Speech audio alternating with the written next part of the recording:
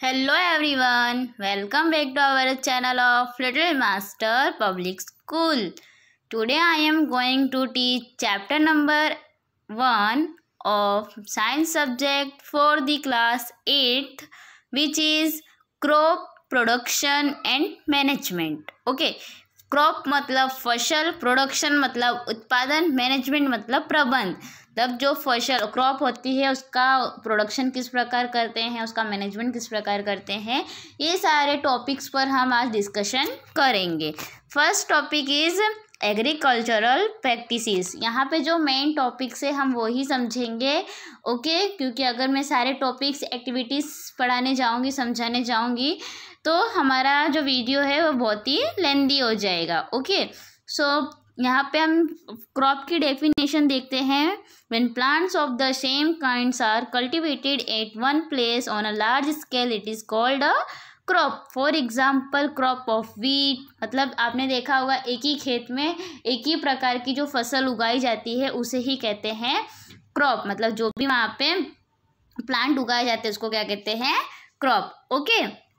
ये अलग अलग तरह के होते हैं। India is a vast country. The climatic conditions like temperature, humidity and rainfall vary from one region to another. Accordingly, there is a rich variety of crops. मतलब यहाँ पे हर तरह की क्रॉप्स आपको देखने को मिलती है, लेकिन यहाँ पे जो मेन क्रॉप है वो 2 टाइप्स में डिवाइड की गई है। First kharif crops, second rabi crops. Kharif crops किसे कहते हैं, the crops which are sown in the rainy season. मतलब जो रेनी सीजन में ग्रो अप करते हैं उन क्रॉप्स को क्या कहते हैं, खारिफ क्रॉप, जो कि जून से सितंबर मंथ में ग्रो करती, जैसे कि पेडी क्रॉप, मेज क्रॉप, सोयाबीन, ग्राउंडनट एक्सेट्रा। पेडी मतलब राइस, ओके।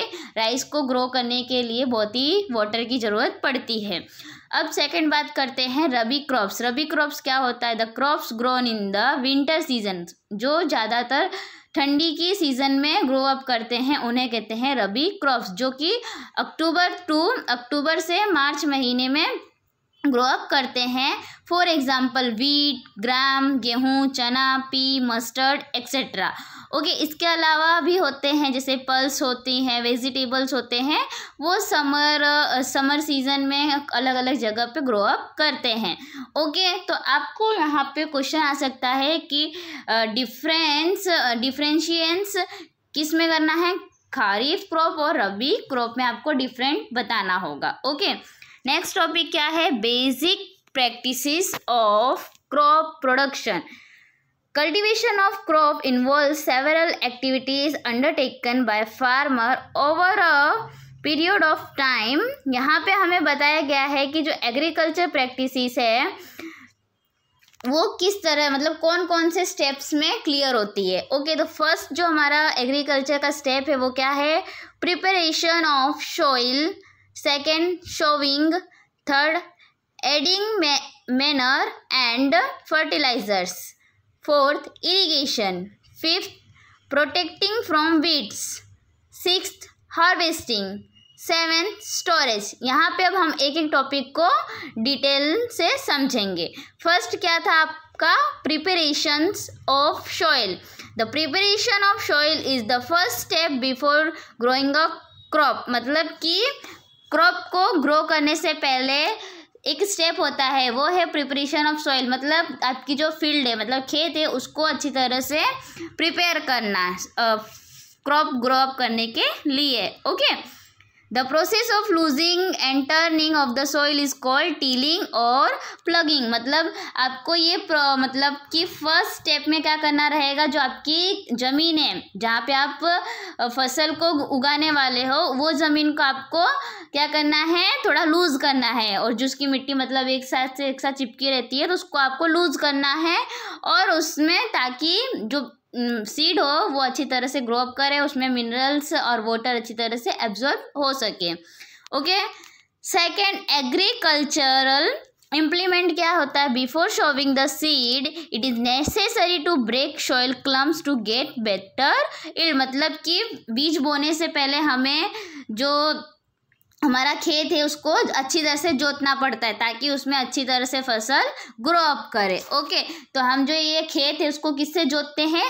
प्लग। प्लग मतलब हल, PLOUGH। ओके, उसको ही कहते हैं हल। यहाँ पे देखो आपको हल की ड्राइंग दिख रही होगी, ये जो यहाँ पे आपको इंस्ट्रूमेंट दिख रहा है उसको क्या कहते हैं? हल, प्लग। अब एक और इंस्ट्रूमेंट आता है होए। होए से क्या करते हैं हम? It is a simple tool which is used for removing weeds and for losing the soil. मतलब जो वीड्स होती है, वीड्स मतलब जो हमें जो काम की क्रॉप्स नहीं है, मतलब अनयूजेबल जो क्रॉप्स है उनको अलग करने का काम करता है होए। ओके, होए इस तरह का होता है। ये देखो यहाँ पे आपको दिख रहा है ये। अब जो ये दोनों का वर्क है, टीलिंग और प्लगिंग का वर्क जो कौन है वो कौन करता है? ट्रैक्टर करता है।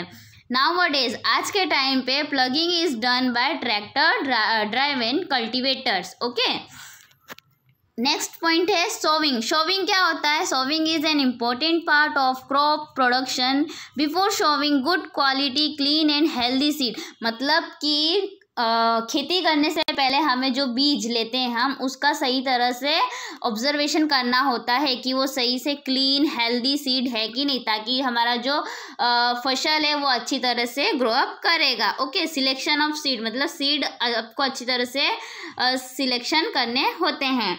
Next, traditional tools. Traditional tools क्या होते हैं? द टूल यूज ट्रेडिशनल मतलब जो बहुत ही टाइम से टूल्स यूज़ किए जाते हैं वो उसे कहते हैं traditional tool. Okay, the seed are filled into the funnel passed down through 2 or 3 pipes having sharp ends. This ends pipe into the soil and place it there. मतलब कि इसमें देखो इस तरह, यहाँ पे देखो आपको दिख रहा है ना, इस तरह क्या करते हैं वो लोग बीज को जमीन के अंदर डालते हैं। ओके, नाउ नेक्स्ट क्या है? Seed drills. सीड ड्रिल क्या होता है? Nowadays seed drills is used for showing. मतलब कि जो हमने बीज बोए हैं, ठीक है, वो सही मतलब एक डिस्टेंस पे हो, इक्वल डिस्टेंस पे हो, इक्वल गहराई डेप्थ पर बीज हमारे हो, इसके लिए हम ये इंस्ट्रूमेंट मतलब टूल्स का यूज़ किया जाता है। ओके, ताकि सही तरह से उसमें एयर पास हो सके, वाटर उनको मिल सके। Adding manure and fertiliser. अब हम मैन्योर और फर्टिलाइज़र का यूज़ क्यों करते हैं? The substance which are added to the soil in the form of nutrients for the healthy growth of plants. मतलब जो प्लांट है उनका हेल्दी ग्रोथ हो, इसके लिए हम उसमें सब्सटेंस जो न्यूट्रिएंट उसमें डालते हैं उसे कहते हैं मैन्योर और फर्टिलाइज़र्स। ओके, अब मैन्योर और फर्टिलाइज़र क्या होते हैं उसके बीच में आपको डिफरेंस भी आ सकते हैं। मैन्योर और फर्टिलाइज़र क्या करते हैं?